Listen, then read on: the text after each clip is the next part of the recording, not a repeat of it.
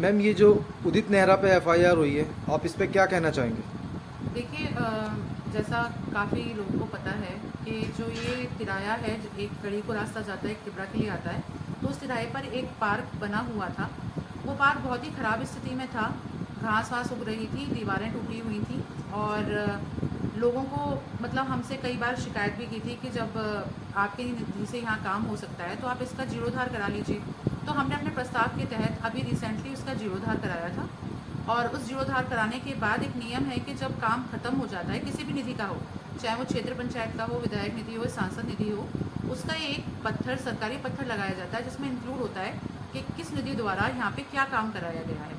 तो वो पत्थर लगाकर उसका उद्घाटन किया गया था और उद्घाटन से अगले ही दिन वो पत्थर वहाँ नहीं मिला, मतलब तोड़ दिया गया या गायब किया गया।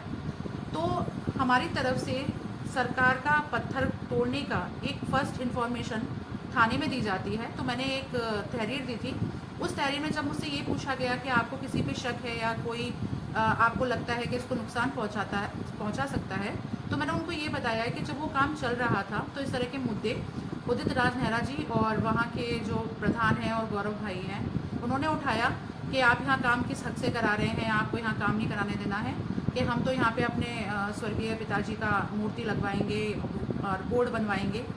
तो उन्हें समझा बुझा के कि भाई देखिए, अभी ये काम क्षेत्र पंचायत से हो रहा है, आप इसे करने दीजिए, ये बात का मसला है, जब आपको जब भी मूर्ति या कुछ भी करानी हो आप करा लीजिएगा, हमें कोई आपत्ति नहीं है। ये कहकर हमने काम खत्म करा लिया था। लेकिन उसके बाद उस पत्थर का टूटना पहला शक उन्हीं की तरफ शो दिखता है, तो उसी हिसाब से पुलिस ने अपनी एफआईआर ले ली और एफआईआर के बाद आप देख ही रहे हैं कि जो मसले हो रहे हैं। मैम, ये ज़मीन है, जी, ये ज़मीन एलएमसी की है या किसी की पर्सनल है? ये ज़मीन सरकारी है और यहाँ ये सबको पता है, आसपास के क्षेत्र में भी।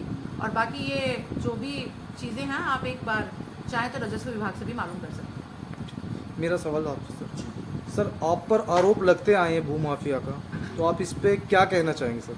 देखिए, आरोप प्रत्यारोप तो हमेशा लगते रहते हैं, लेकिन जहाँ तक बात भूमाफिया की है तो मेरे जितने भी मिट्टी का अपना मेरा व्यापार है और भी मेरे जैसे कई भाई व्यापार करते हैं मिट्टी का, तो वो माफिया नहीं है।